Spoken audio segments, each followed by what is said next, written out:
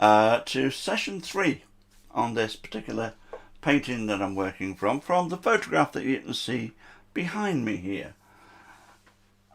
If I make myself disappear for a second, there we are, I've gone. You can see the photograph that I'm working from. It's a scene from my honeymoon. Well, our honeymoon. Can't just own the honeymoon, can you? Back in 2014, so 7 years ago now, Jane and I went to Paris on our honeymoon, and I took a ton of pictures. And whenever I want some inspiration, whenever I'm feeling a bit sort of flat, a bit short of inspiration, I turn to these photographs, because well, for one thing, it's a great memory. For another thing, it's Paris. Oh, for goodness sake, I just absolutely adore Paris. I think maybe it's just a longing on my part to be back in with the Impressionists, who are my favourite art movement of all time. So this scene is, as I mentioned in the last video, this scene is a cafe called De Magot, which I think means two puppets. I think they're puppets, or like ventriloquist dummies or something, I don't know. It's nothing to do with maggots that we might think in this country. I think it's toys made of wood or whatever. It's a very famous cafe on Saint-Germain-des-Prés in Paris, Rue Saint-Germain in Paris, and I just loved it because of the way that the waiter is standing there, just patiently waiting, watching. Nobody's taking any notice of him. Everybody's involved in their own world, and that's what I'm trying to convey in the painting. Well, so far, having worked on it for 2 sessions, it's now at this. Where are we? This stage. There we go. I'll tilt it up a little bit for you so you get it a bit more square. Put that underneath. As you can see, I've worked on the background a lot here. Got the background very much how I want it. I will be putting a little bit of say glaze over some of this, doing a bit of glazing over some of it when I get towards the end. and I worked on this part here yesterday as well, just before I called it a day. And today I am going to be working on the figures, and hopefully bring the figures up to where I want them to be. It's funny actually, when you get a subject that you're working from that you can really connect with, and I really connect with this. It was a wonderful honeymoon that we had. It was a wonderful time in Paris, and it makes you want to come and paint, and that makes a big difference. I mean, it really makes a big difference. I've been looking forward all morning to getting in here and getting down all the detail that I want to put in there, and getting the character of these people in there. You will see that this is quite a tricky thing to work on, because these faces are very small, and so capturing the people's character can be a little bit of a tricky thing at that size. But I'm going to do my best. So you can't see it because it's over here and I don't have a camera that I can focus on it. But if you were to be able to see here, you would see that I have tried to keep the majority of the paint that is out here in a usable condition by putting a saucer over it during the night, and except for the blues, it's done that. The blue is now a little bit unusable, so we'll get rid of that. We'll scrape that off, and we'll replenish. No, actually that will be okay. Just take the top surface off the burnt sienna and the burnt umber and leave the paint underneath, and that is all totally, there's a new word, totally usable. Everything else is okay. So we can just carry on where we were yesterday. Don't need to put much more paint out, just a little bit of Prussian blue. I'll just reach over here and get my Prussian blue.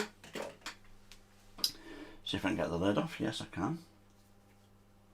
So just a touch of Prussian blue down there.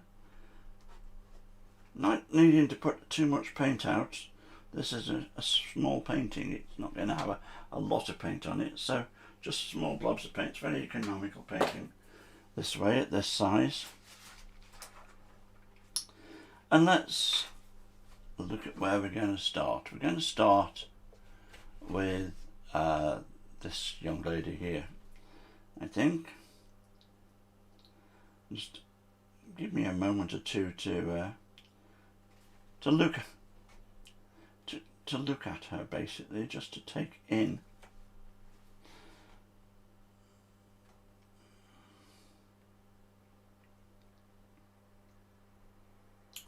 what needs to be done.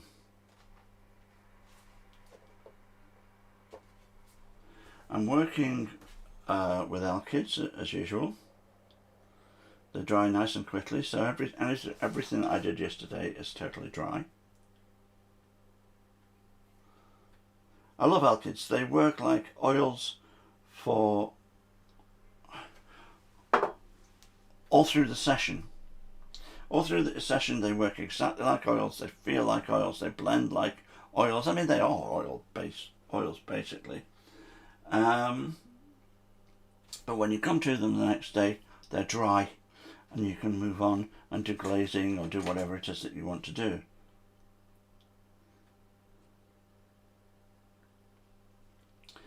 So let's start with this young lady. Touch of liquid on the brush there, and into the dark straight away. And let's start by making sure that we can see where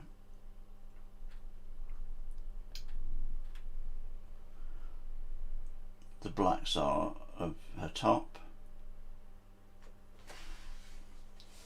and down on her skirt down here. I mean, there's not much, but it gives a little. I always think once you put the darks in, it gives you a bit of a road map so that you can see clearly where you want to be going.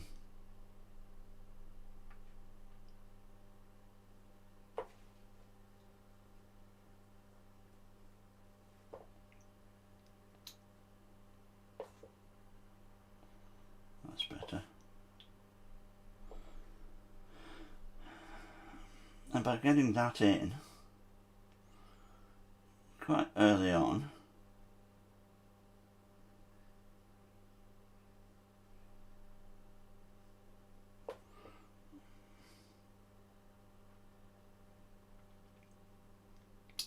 we sort of know where we're going.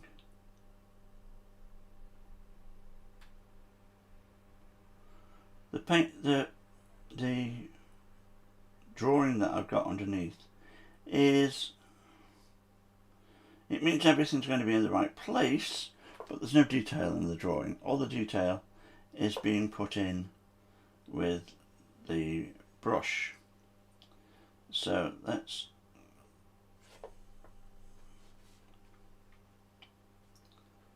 just put a little bit there. We'll pop the white over the top of that in a minute.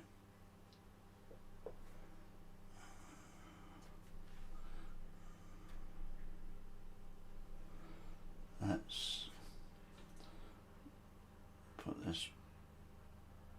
here, which is the dark of the face, the other side of the face underneath the hair. And that'll do for the minute. Let's go for the flesh tones. Oops, a daisy, didn't mean to do that.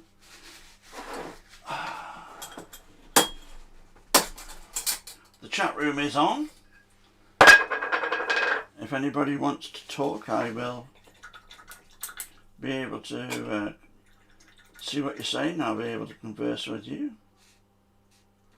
I do enjoy very much having these exchanges and chatting with people as I'm painting, so don't feel shy. Please join in.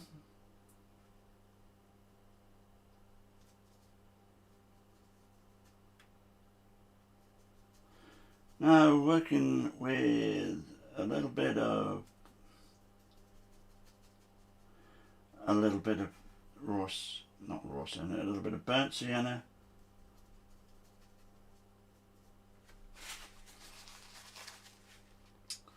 a little bit of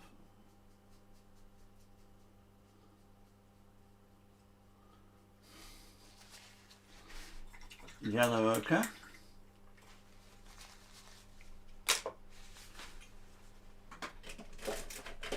bit more yellow ochre on the palette. In fact, I think I'll clean this bit away. This bit's a bit dirty. Get rid of that. Put some fresh yellow ochre down there.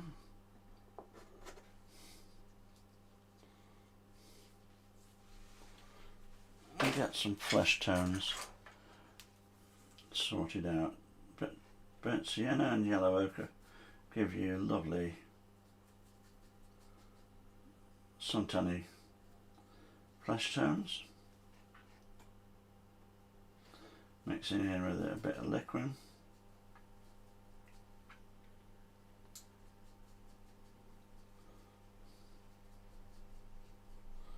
That's a nice bronzed look there.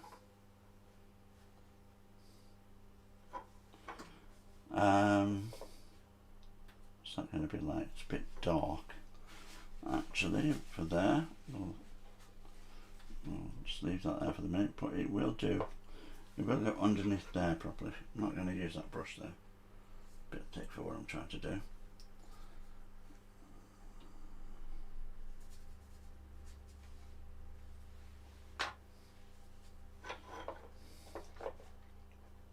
Yeah, that's better.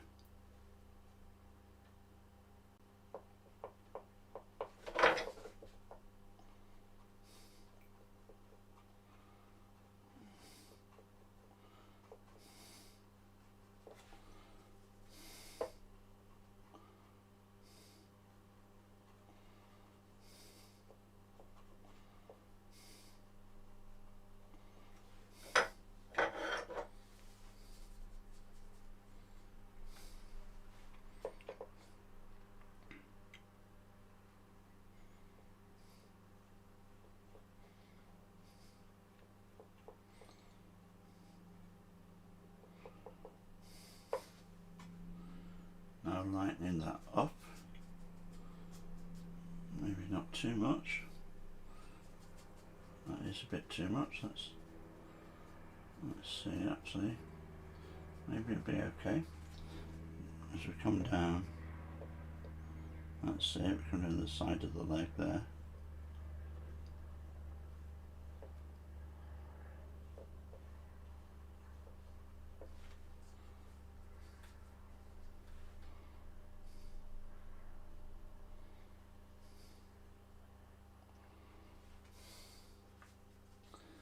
Now getting lighter.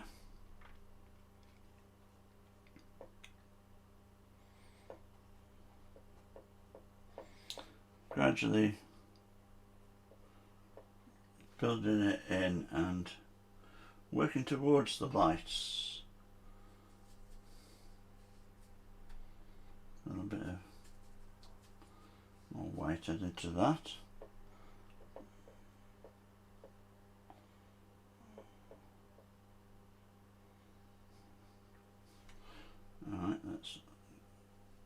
to get a lot lighter.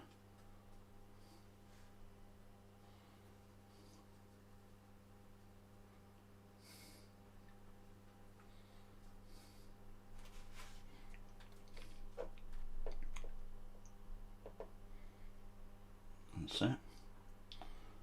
Bit of a highlight down the shin there, and then coming down there and the foot.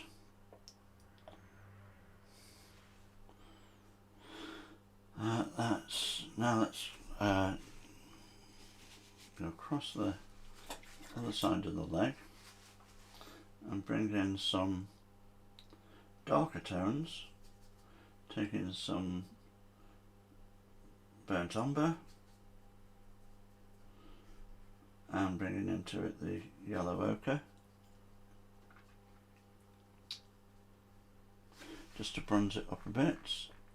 We only want a bit. Actually, no, let's put in a bit that you hardly see, but is there.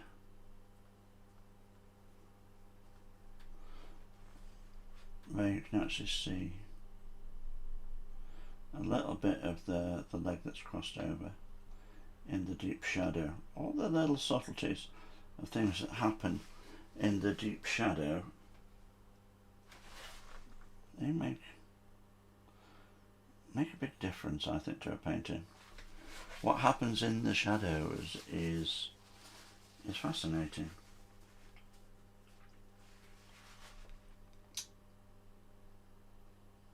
That's it. Now we're going to come there, building in a little bit of a darker tone, which we're going to bring in there, and then without cleaning the darker tone with the brush, adding some of the lighter tone to it, so that we can then come down here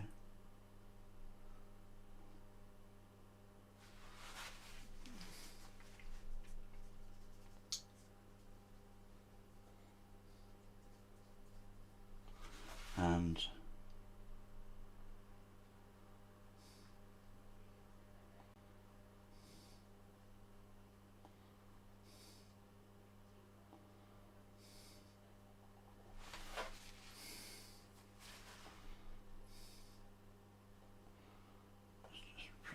turn that in. Let's have a touch more highlight for the kneecap.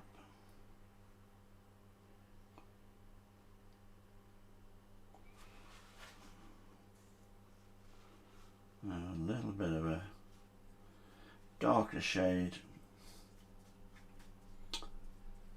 over the top of that knee to allow the kneecap highlight to come forward a little bit more. That's it. Try and put a little bit of toning in there, and a deepening of the shadow underneath.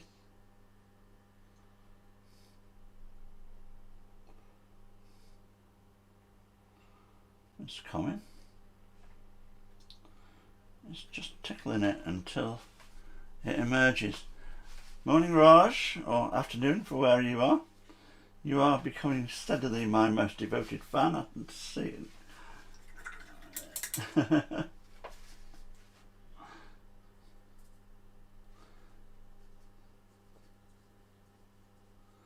How's India today? Is it still raining?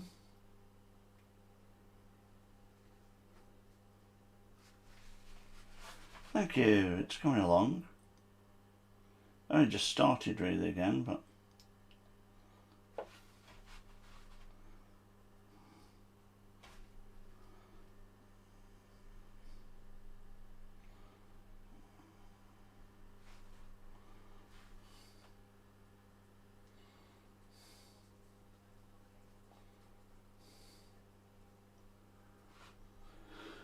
What's the weather like? Is it Bangalore? Do I remember it? Did I get it right? Do I remember it when we were talking the other day? You said you're in Bangalore.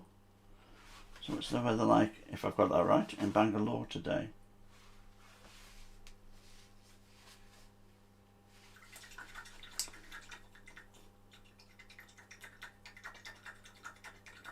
Hey, I remembered it right. Cloudy. You are steadily spoiling my mental image of India.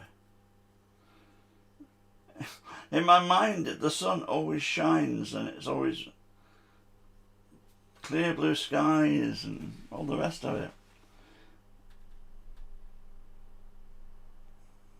Of course, reality is always different, isn't it?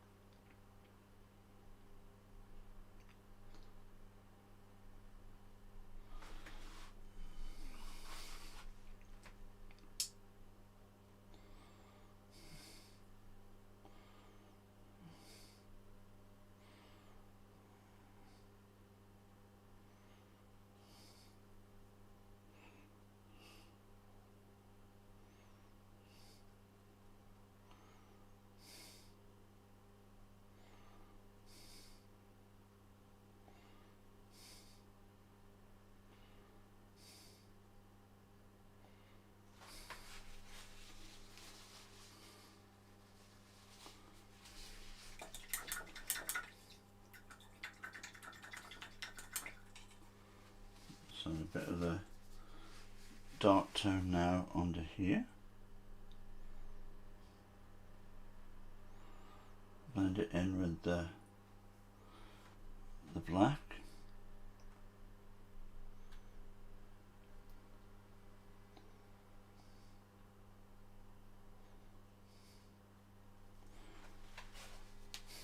Actually, somebody left me a comment this morning on this picture on Facebook, and I thought it was rather good. They said it reminded them of the opening credits to the 80s television series Cheers, which of course is not in Paris, it's in Boston, but I thought I rather liked that. I do like Cheers. Cheers was one of my favourite series. We introduced our boys to it recently. A few months ago we were watching Cheers all the time at tea time.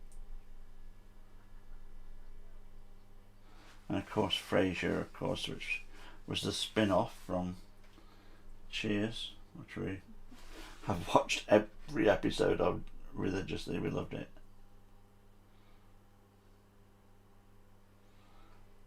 Okay, that's coming along nice.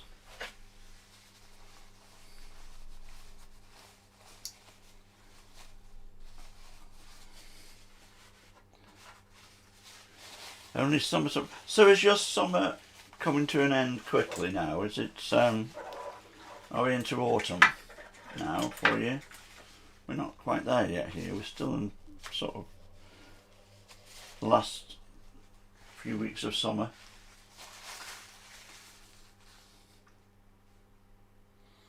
Let's take the tone down there. That's a bit too bright.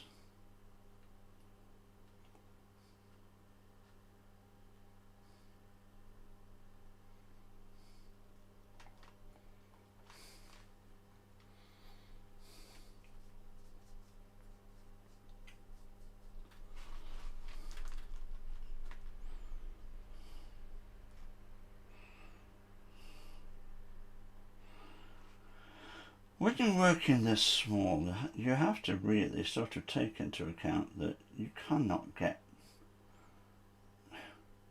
and you don't want to get, over bogged down in the detail of things, because you lose the character of the paint and the painting, and that's the last thing you want to do.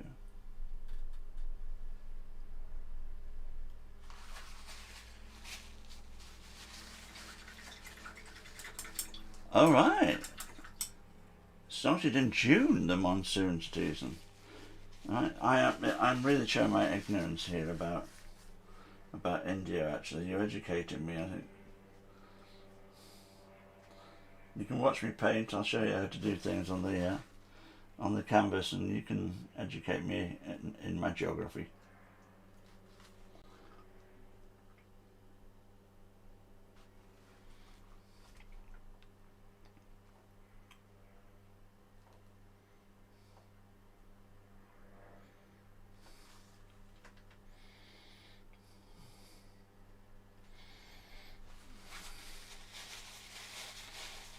All right.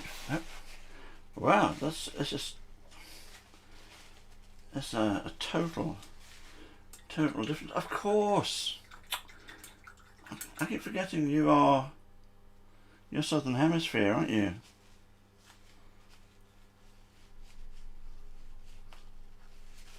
So right.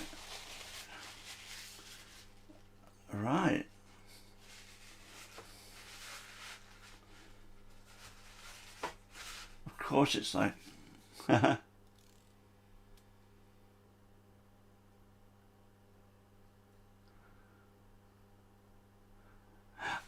you know, I'd forgotten all about that. When I set up the stream, I was sort of setting up the tags and all that sort of thing, and I thought I'll have to come back to that because I don't really know what I'm doing at the moment, and I forgot all about it. So you're right, I do. Well spotted. I have to go into Twitch to do that, of course, don't I? Because most of the time I don't even go into Twitch. Most of the time, I just do everything with OBS and Restream. Oh, Indian. Ah, right. You're in the northern hemisphere. Right, okay. But very, very sort of close to the equator. I sort of had the feeling that the equator ran through India, but maybe it's not. You're not that far down. Okay.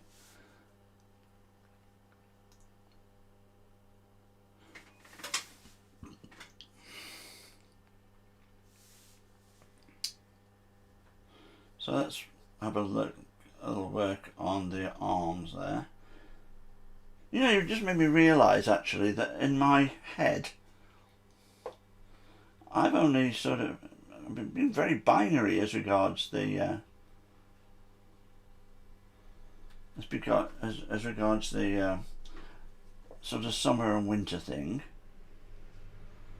You know, we here in England, summer starts really towards the end of May, beginning of June, and runs through June, July, August, and if we're lucky we get what we call an Indian summer, where we get a bit of a late kick to it all, and we get a nice September before. But that's when September really is when we start to the leaves start to come off the trees and we fall into autumn.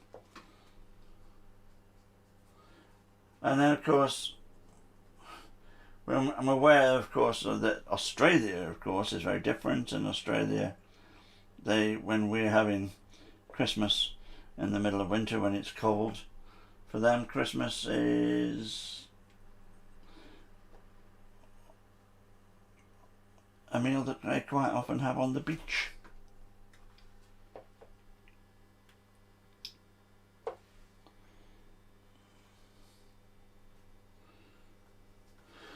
I've got the theme tune to Cheers in my head now. I can't get it out of the way. Out of there. But of course, yeah, it makes me realise talking to you that actually the seasons, it's not straightforward summer here and winter there. It must change as, or depending on your position on the planet, which I've never actually thought of before.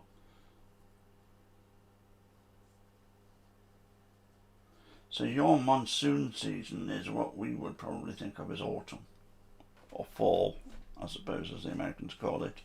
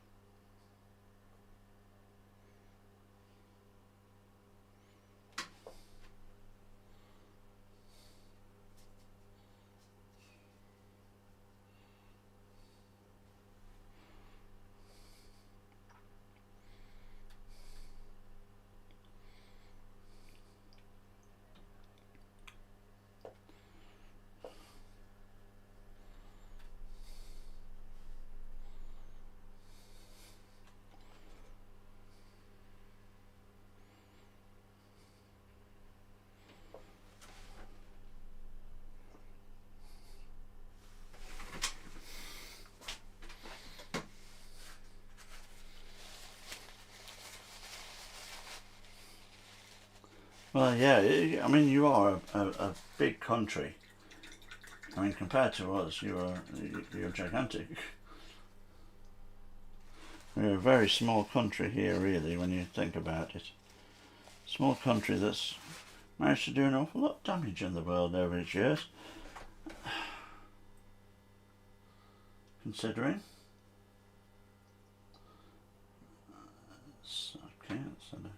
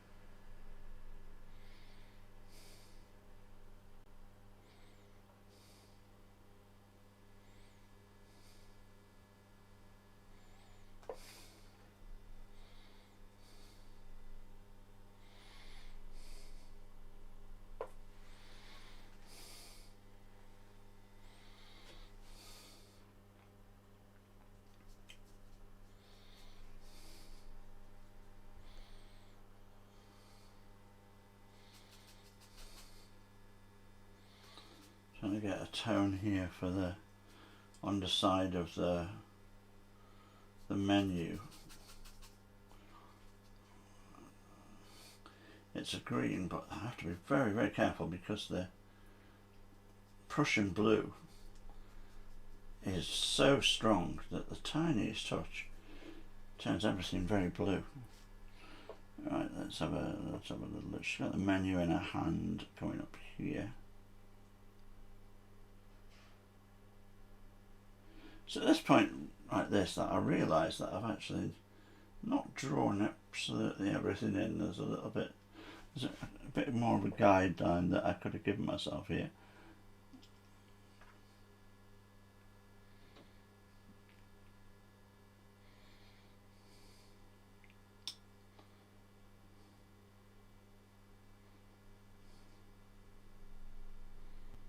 That's better.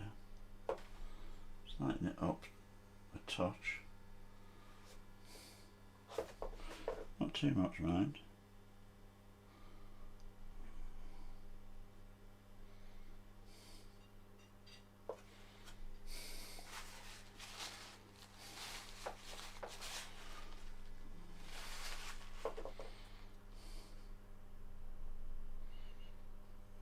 That's better.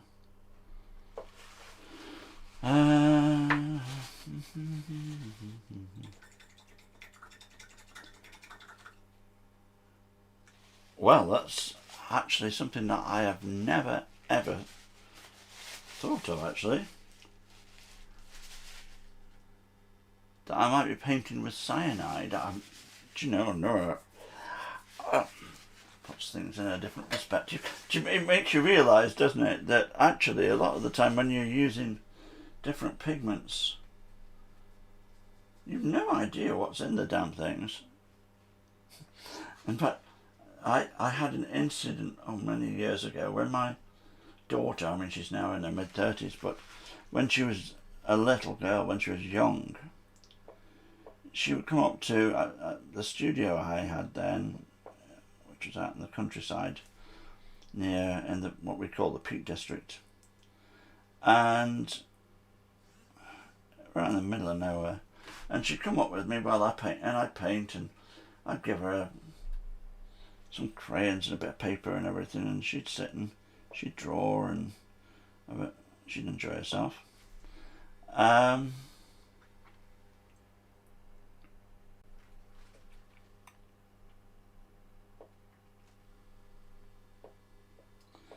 But one day I took her up there, and I was working away, and she was quiet. And I turned round, and she was,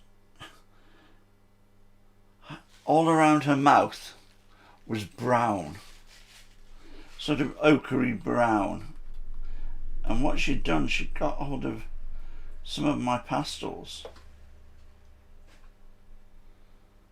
particular pastels that I was using, and she'd been chewing it. At which point I realised I had no idea what was in these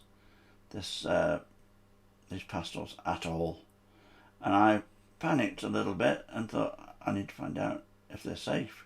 I don't know whether they're toxic or what. And so I looked on the box and I rang the company. It was Maimeri. You'd think they were Italian, wouldn't you? Turns out they were actually part of the Dunhill Tobacco Company. But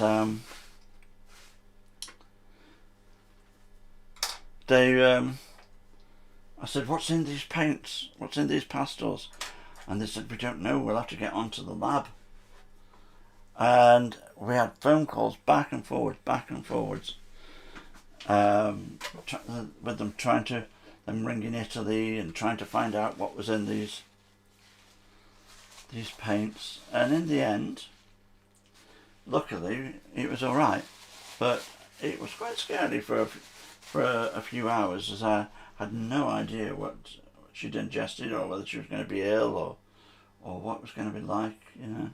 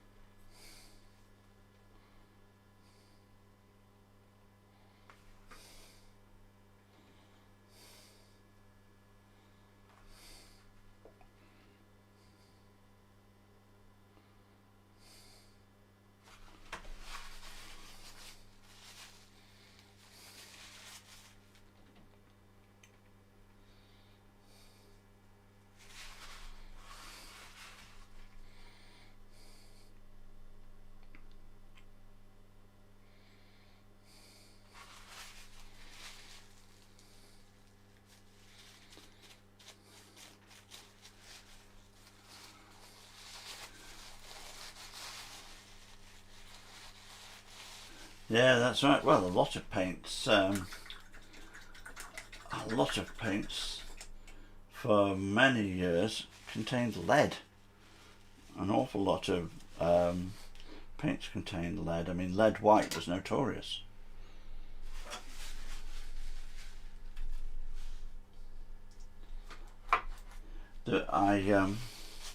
I'm from a part of England.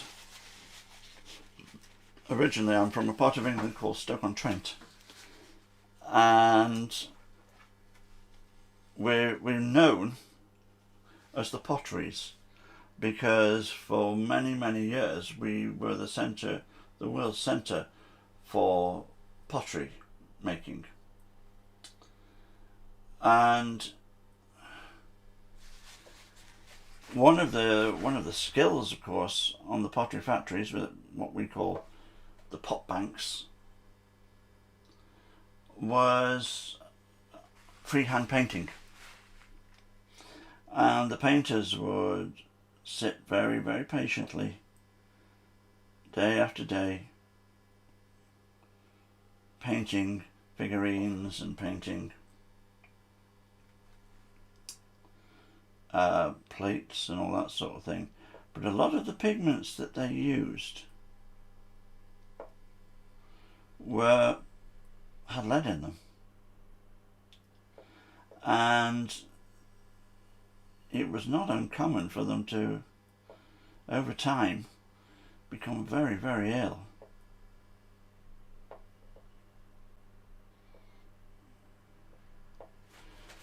My father worked on a factory. They were called a Potter's Millers, they were called, and they made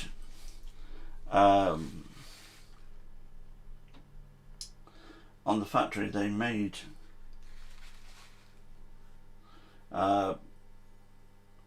clay and different sort of chemicals and what they call slip and all that sort of thing, things for use in the pottery industry. And one of the things that they had to do was every few months they all had to be tested for lead in their blood to make sure that they weren't getting overdosed with lead. Exactly. Lead is carcinogenic. I mean, it didn't give me death cancer, but he was very lucky, really, because the factory was, there was some strange stuff going around in there, you know. But one of the problems that they would have with the lead is that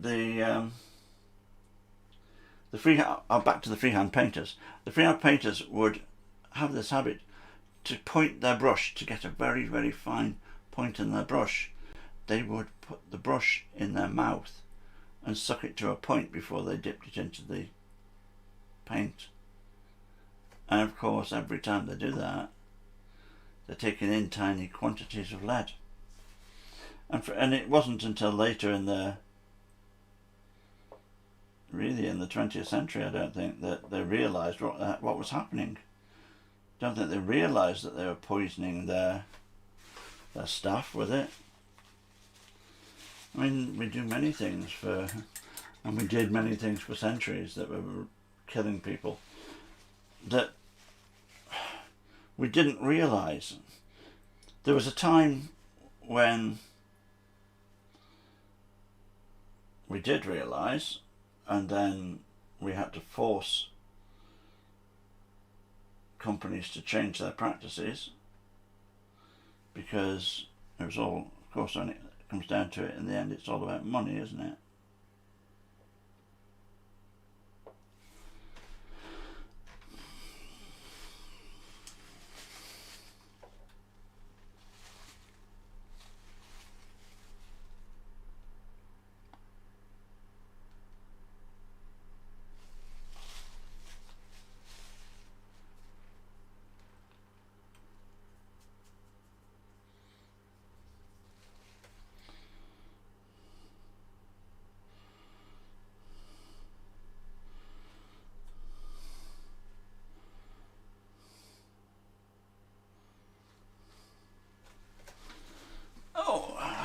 along nicely.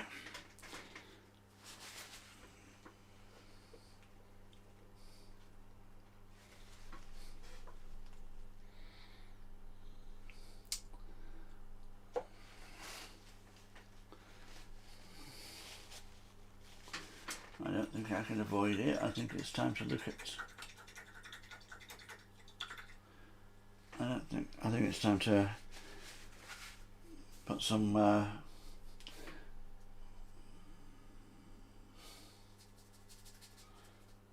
pigment on her face.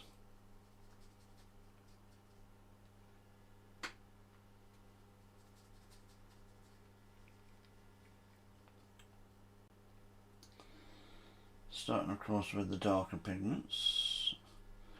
As I pointed out yesterday, when you're working with oil paint, it's much easier to put a lighter colour over a darker colour than it is the other way around.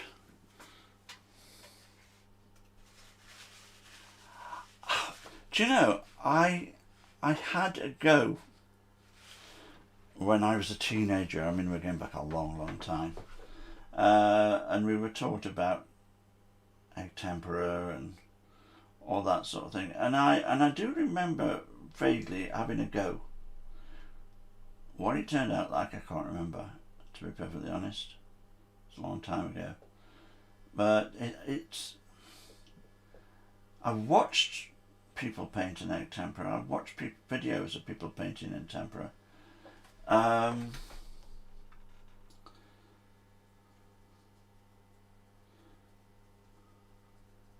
One of the big things is that it dries very quickly, and if you look at paintings that people have done in tempera,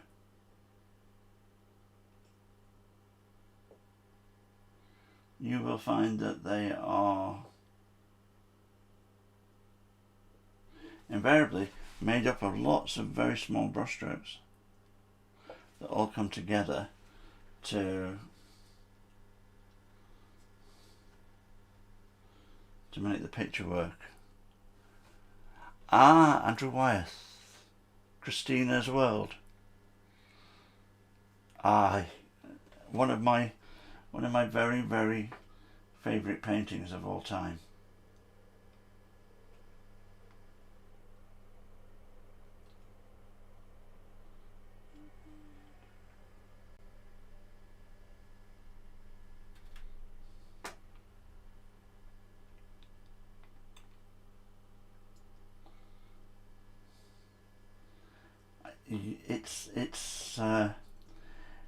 It's the thing. One of the things that I like in paintings is a sense of mystery, a sense of, what is it what's going on in this painting, what's happening in the shadows, what's happening in these people's lives. And that painting, Christina's World, that to me is full of that. Who is she? What's she? Why is she there on the ground looking up at that house with what seems to be longing? Or could it be not longing? Could it be sort of fear, or things are changing? What is it that is happening in Christina's World? And I do sort of remember, I did find out one time, there is a documentary, I think it's probably on YouTube actually, if you can find it, all about Andrew Wyeth and specifically that painting, Christina's World.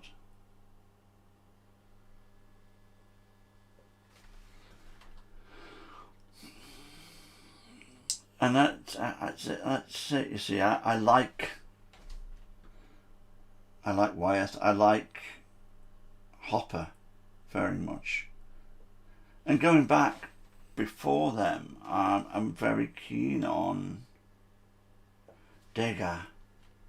Degas is one of my big heroes. and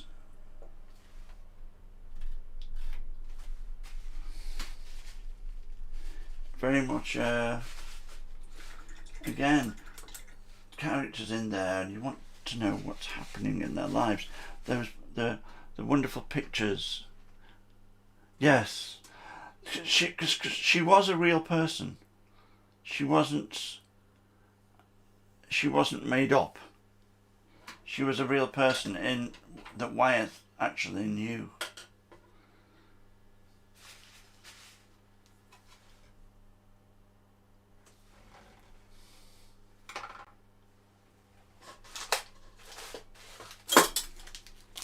I think we assume sometimes that these things are mysteries, you know, maybe they've made it up, or well, a lot of the sort of Victorian paintings and everything were, you know, they're from drama, from history, or from whatever. But Castrino, I believe, was somebody that he actually knew.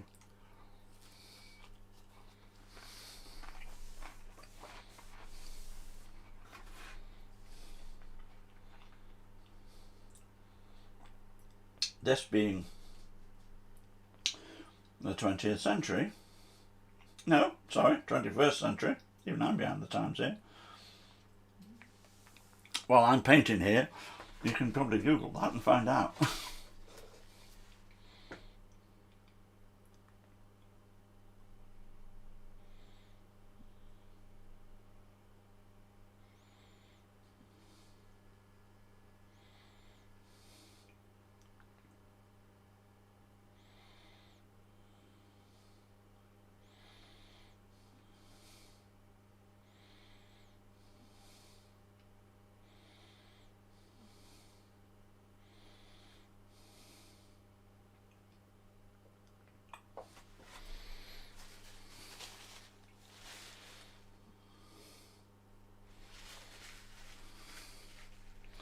Well, there's no way I'm going to get a total likeness to this young woman, not at this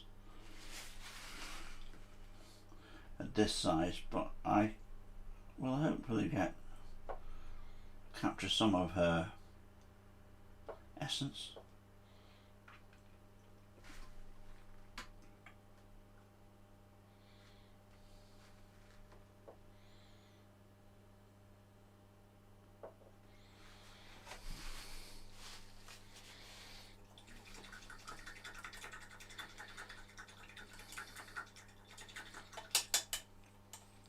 Beksinski, I don't know him. That's you've hit me with a name that I don't know. Beksinski. Sounds Russian. Is he Russian?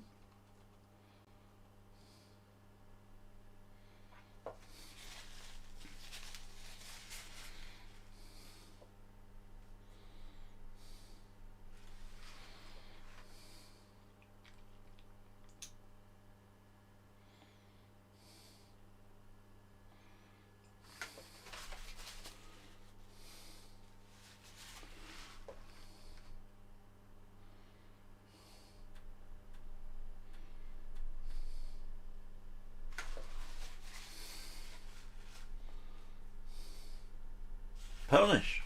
All right. Okay.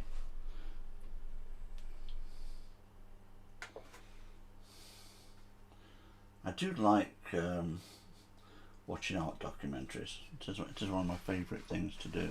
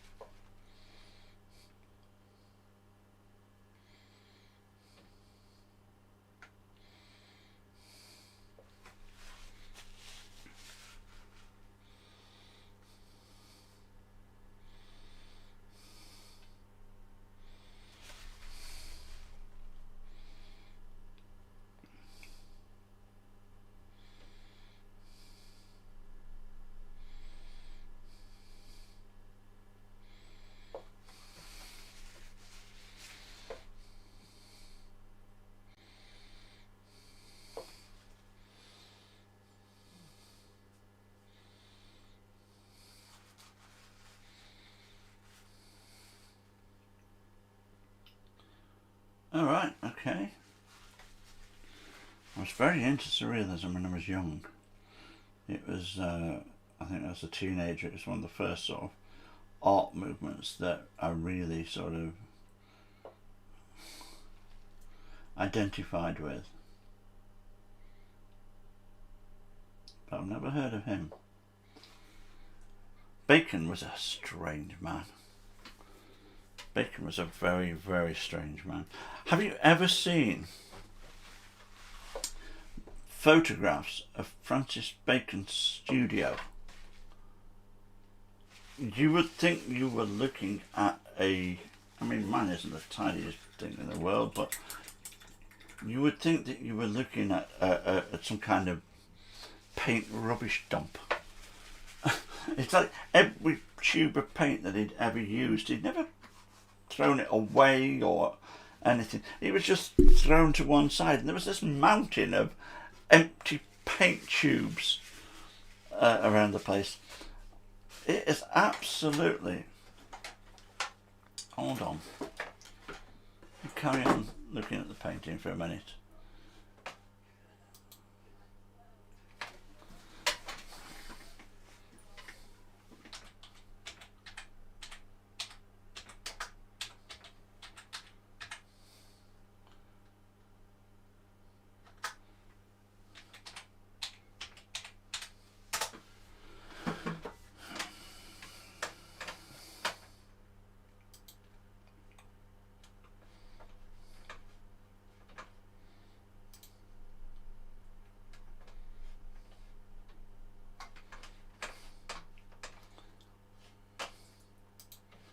Here we go. Well, for anybody else that might be watching and that might not know what I'm talking about here,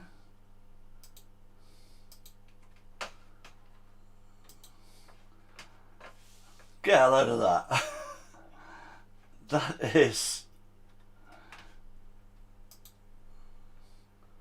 That is Francis Bacon's studio, and it is horrendous. Let's see if I can make it bigger. No, maybe not. There's one. There's another one. Absolute. What a strange, strange man. Here he is, and he's sitting in the middle of it.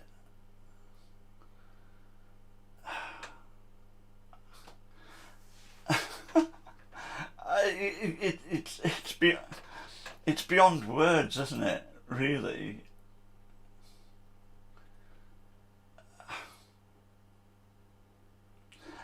Smacks to me of some kind of mental illness, to be perfectly honest. I mean, the guy was really odd anyway, wasn't he? But anyway, let's get back to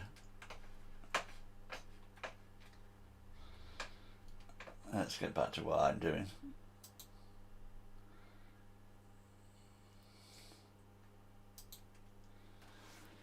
So here we are, back to what I'm doing here. She's coming to life steadily.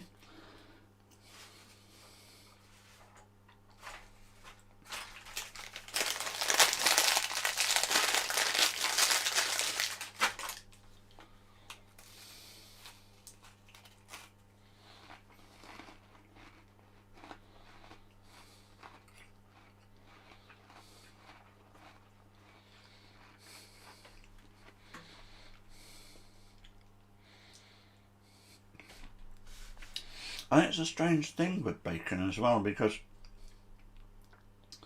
if you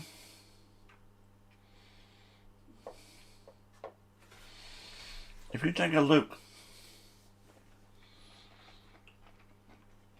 at a book of Bacon's life work, sort of thing, of Bacon's painting, I think you soon realise that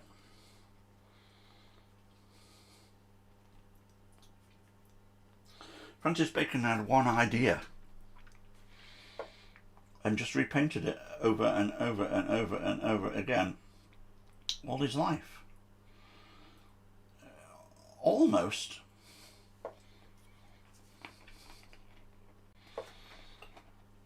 obsession.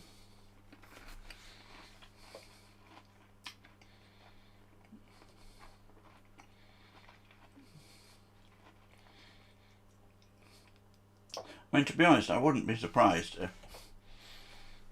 if I mean, we didn't talk about it in those days, but I wouldn't be surprised if he hadn't been. Nowadays, he would have been diagnosed as autistic.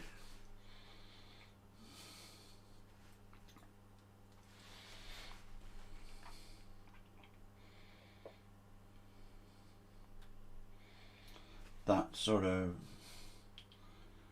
real sort of obsessive repetition over and over again of subjects.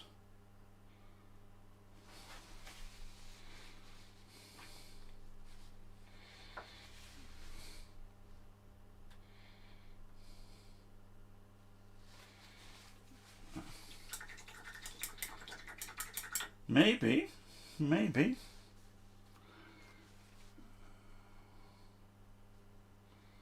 It does. It does look like an absolute. It does. It looks like a dumpster. And how many years had it been like that? I mean, it must have taken him some time to actually get it to that state. Yeah, maybe, I don't know, was he rebelling? Did his mother was his mother continually telling him to go and tidy his room? No, Mum, I'm not doing that. I don't know. It's a very, very strange thing. But creative people can be odd. No doubt about it. I think that's one of the reasons that I've not so far been mega successful, and the fact that I'm not odd enough. Maybe I need to be more odd.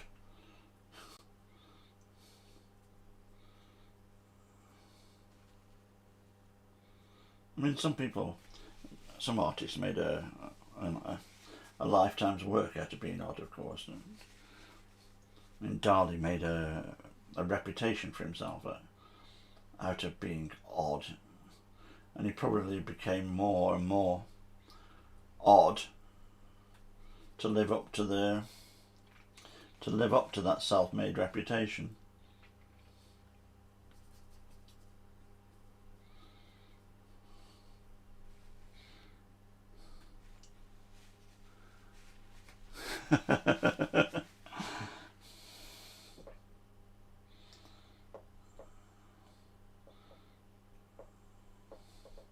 I don't know, perhaps some people would say I was odd. I mean, who knows? You have to ask other people, don't you? I think I'm normal. But I used to play with a bass player, Ken, who's one of his favourite phrases was, "I'm the only one here who isn't. I'm the only one here who can prove that he's mad. Who isn't mad. To say I've got a certificate to say that I'm sane." I used to think that was funny. It was one of his lines.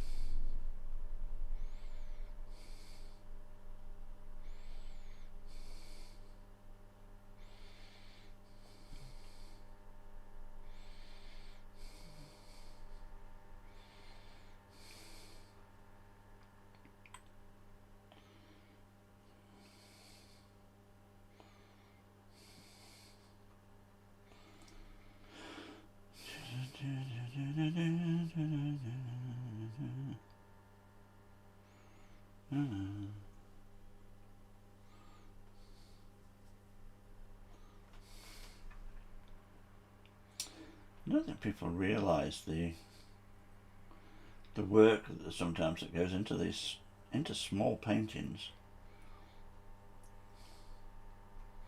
I think people might, there's a tendency to look at a small painting and go, well, that's not worth as much as a big painting, is it? Because look, it's only small. But actually, you can spend as much time painting a picture of this size as you can painting a much larger one.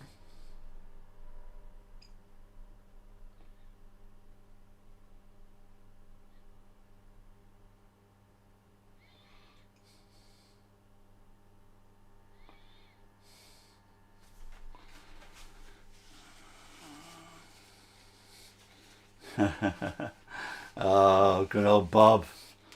Do you know, it doesn't take long when you start talking to people online before Bob's name comes up, does it?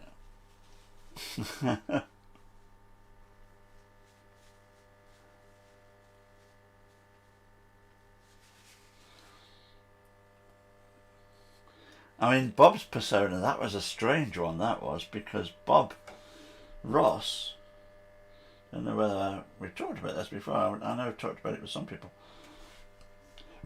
Bob Ross was, before he became the gentle Bob Ross that we know and love, Bob Ross was in the American Army for years, and he had a reputation for being quite a hard man.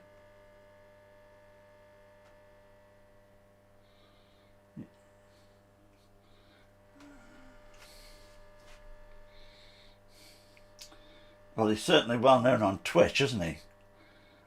I couldn't believe it when I went onto Twitch the other day, and you go to the page about what art streams you can watch, and you look and there'll be somebody there, with 30 people watching them, somebody there maybe with 50 people watching them, people like me with you watching me, and that's it, Bob Ross, 2.9 thousand people watching Bob Ross.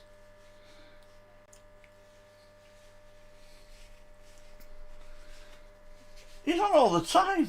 He's just like a permanent fixture on Twitch, on the art streams.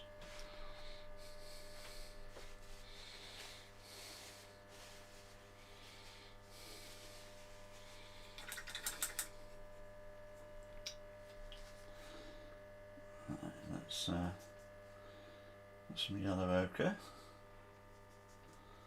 and lighten it up.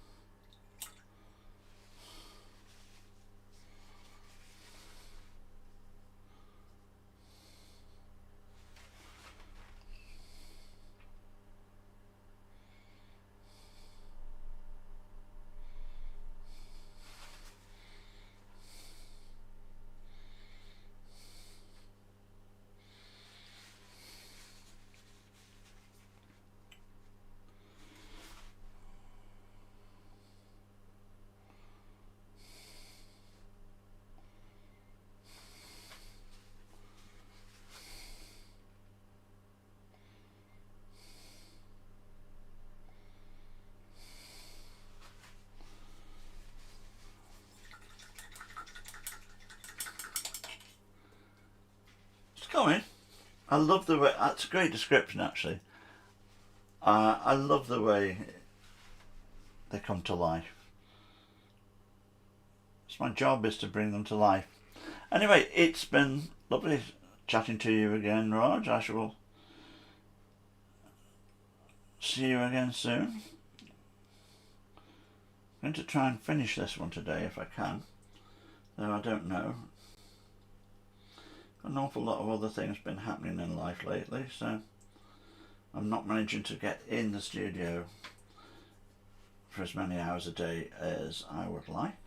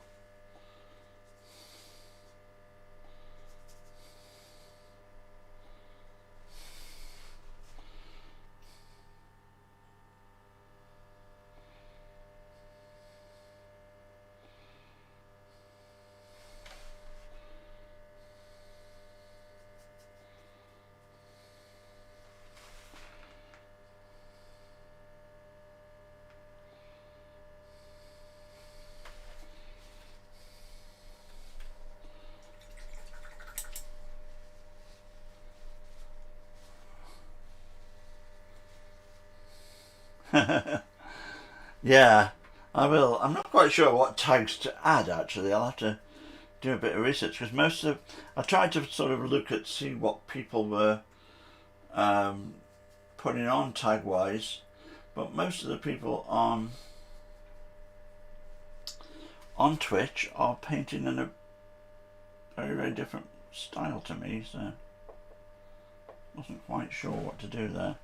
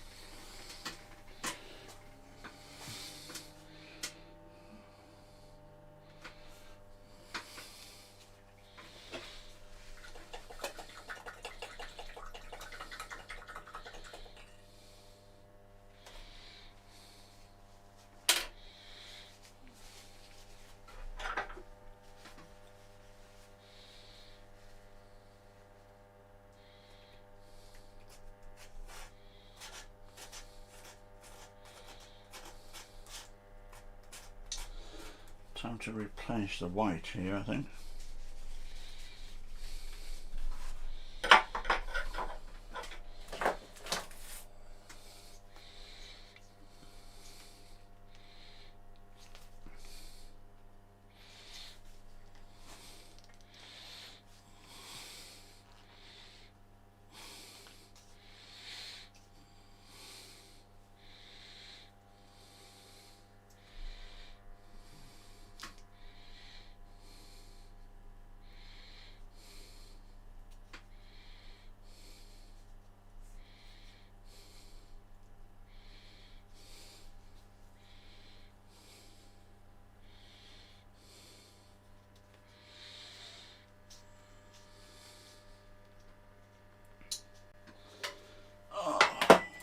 The time, 1:15, not bad.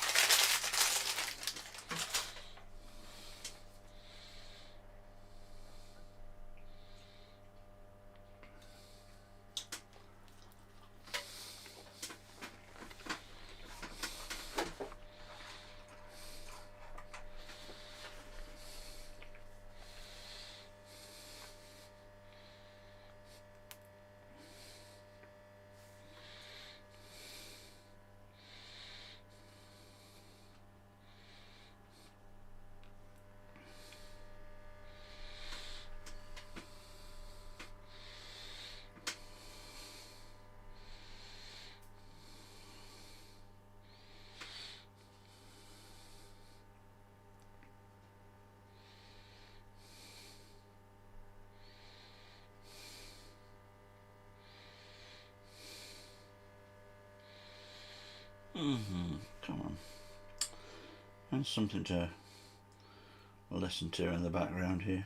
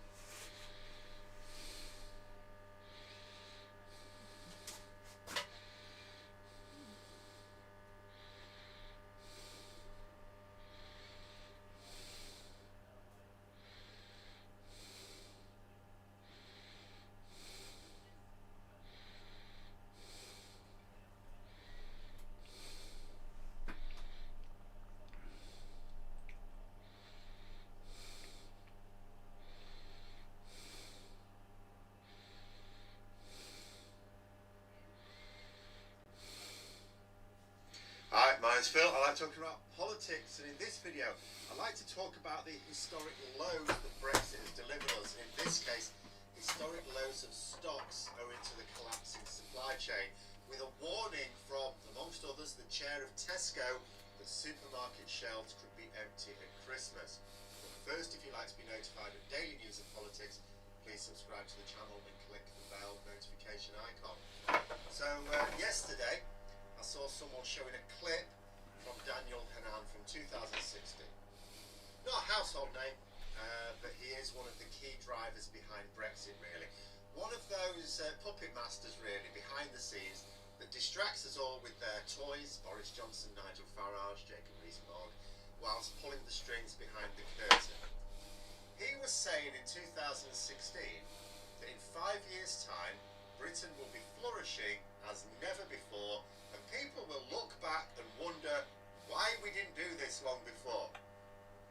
That was 2016, 5 years' time is 2021. Oh, it's 2021, it's 5 years' time. Okay, we've got empty shelves in the supermarkets, Daniel. We've got warnings from people who've been spot on every step of the way that we haven't even bottomed out, nowhere near. It's still getting worse, it's going to get a lot worse. And Christmas is going to be some sort of retail ground zero with zero government intervention. And not that the government can completely avert the problems now, as far as I can tell, but whatever mitigation is still possible is not being pursued.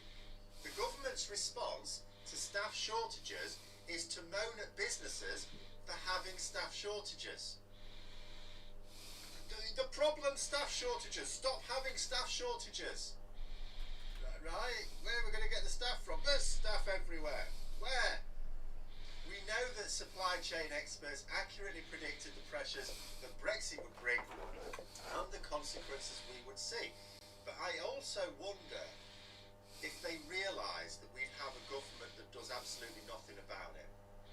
Of course we knew even in 2016 that Boris Johnson had no follow-through from his time as Mayor of London.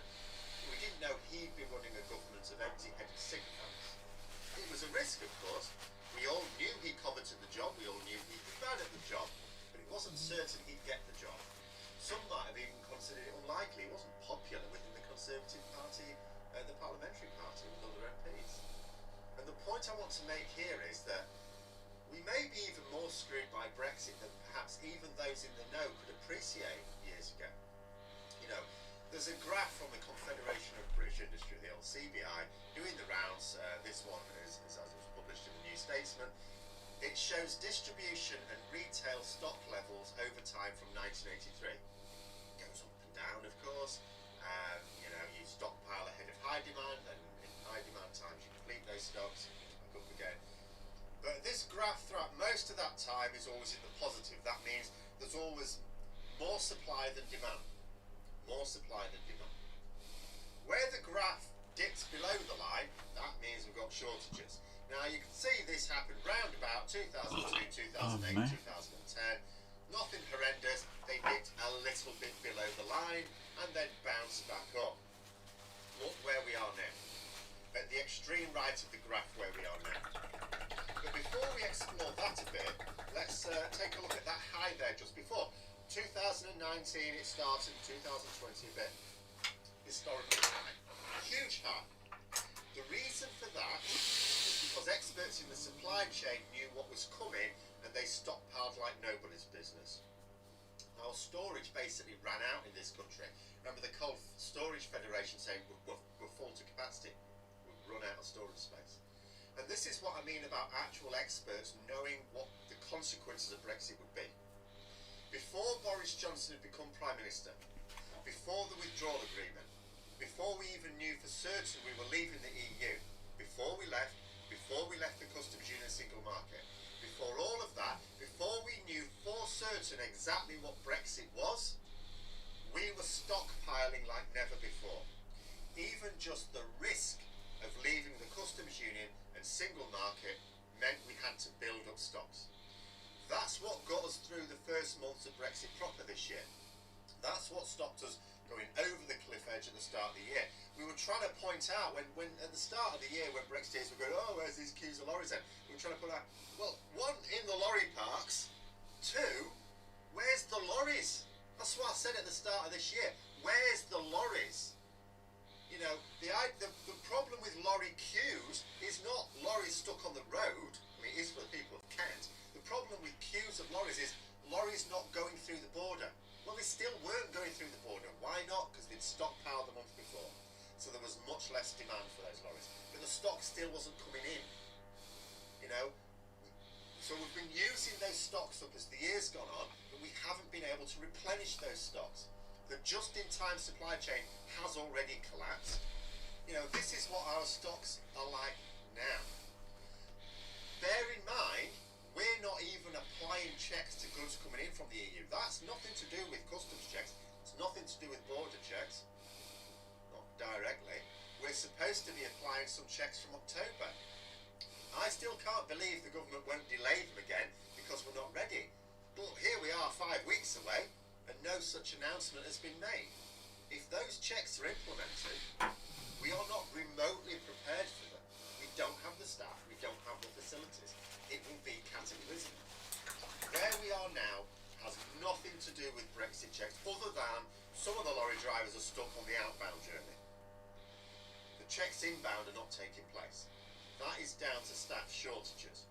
Shortages of people in food production, shortages of warehouse staff, shortages of lorry drivers, shortages of lorries themselves come to that. The media are now talking about, oh, longer lorries, selling them to us as eco-friendly. I mean, what? I've discussed lorries before, which doesn't seem to be a straightforward solution. You sort of may think it is, fair enough, because it allows a driver, in theory, to transport more goods. Well, that means you don't need as many drivers, you know. At least between the ports and the distribution centres, you can't just have longer lorries rolling up outside a Spa. Normal size lorries block up the roads badly enough.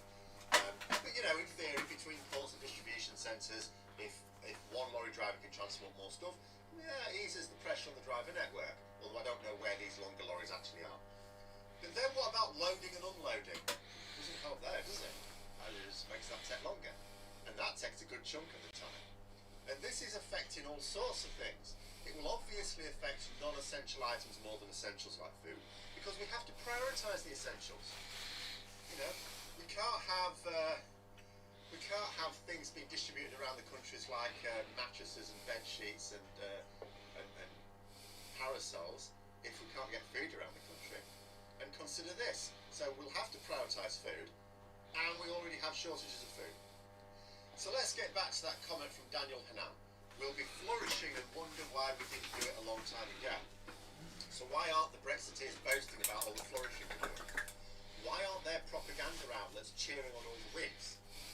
Why do they spend their time trying to fool us that the problems don't even exist? What? I haven't seen any shortages. Have you not? Have you seen this graph? And then, when they can't deny it any longer, when they actually can't in all good conscience deny it, then they try and convince us it's down to something else. It's COVID. Well, everyone else has got COVID around Europe. Why haven't they got these shortages? It's the EU. Right? I mean, we chose to leave the EU. If Brexit had any wins at all, they'd be shouting them from the rooftops. Boris Johnson would be insufferable at every PMQs. Instead, he's constantly on the defensive because he has nothing to fire back with. His only vague attempt was trying to claim that our vaccine success was down to leaving the EU. It was lies then, and pointless now, because the EU have overtaken us and more countries have pulled ahead. Unfortunately, I strongly suspect he'll still use it. He shouldn't be able to, because if he tries using it one more time, Keir Starmer should fire back at him. So how come then, Prime Minister, a load of EU countries are ahead of us in terms of vaccine rollout? But he won't, so Johnson probably will get away with that. I mean, pretty soon we're not even going to be in the top 10 in Europe. In recent articles, the chief executive of the Co-op, another supermarket around here sort of, has said that it's the worst they've ever known, and they're having to remove Rangers from sale. And it's the same story in different supermarkets. We're getting less choice in an attempt to make sure we can still get those essentials to people. Because so far it would appear that staples are still available, staple food sellers, and that price hasn't hit those items yet. I was looking at some things. There's a lot of things that we get where the price has increased this year, quite a lot actually. But then I was thinking to myself, so imagine back when I had to live on a very, very strict budget, and for the sort of basic foods that you need, what they're like, the prices on those seem okay. So it does seem that supermarkets are keeping the price on the basics that people who struggle will need. And that's essential in order to prevent a much worse food poverty crisis in Britain. It's already shameful that a wealthy country allows millions of people, including several million children, to go hungry. But this is a country that has seen, over the past decade of Tory rule, the billionaires getting richer, whilst the workers earn less in real terms. Someone was pointing out recently, energy companies in this country are set to increase their prices by 12% imminently, it's next month. I can't imagine too many people have been getting pay increases on anything like that proportion to compensate. And then think how that affects those on the lowest incomes. So I'm pleased that food prices haven't yet completely out of control, although I may need to talk more about that in another video. But energy prices are increasing, fuel prices have increased already. When you have supply problems, the cost of what supplies you do have goes up. That's how it works. But people's incomes are not going up in proportion. And if you already struggle to manage, this graph is the herald of people being tipped over the edge. Because what this graph literally shows is that our supplies are well behind demand. That's what negative means on this graph. And our current position is negative in a way completely unknown before, on a whole new level, several levels. But what that graph shows me is more people being plunged into poverty. Those already in poverty go into the wall. This graph is an image of social deprivation, and it it's a foretelling of a complete disaster. But we all know, probably know, the story of Nero fiddling while Rome burned was not actually historically accurate. It was written by his political enemies. He actually worked hard to help people at the time. But what we have now is a modern day retelling of the story that is actually true. This disaster is unfolding. It was forewarned and it's now here. It's going on. It's been going on for months. More and more people are waking up to it, but it has been going on for months and just getting worse and worse and worse. And the government are doing nothing. When pushed, all they can do is come up with excuses. Not action, just excuses. Oh, people voted for an end-to-free movement. Oh, you could only see this with hindsight. The sea was closed. The dog ate my homework. But there we are. Those are my thoughts. Let me know yours in the comments below. Hope you found the video interesting. If you did, don't forget to click the like button. If you'd like to support the channel further, please also click the page link for details. And until next time, see you later.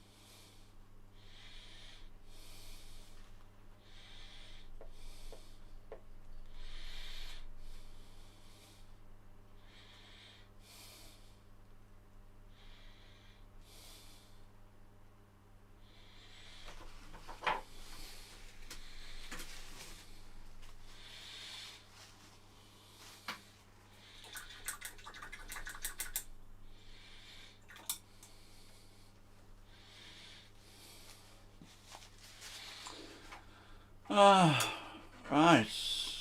Okay, so I realised I haven't spoken for quite a few minutes there. I got very concentrating on what I was doing. I'm also feeling that I'm beginning to flag a little bit. I've been sitting here doing this for 2 hours.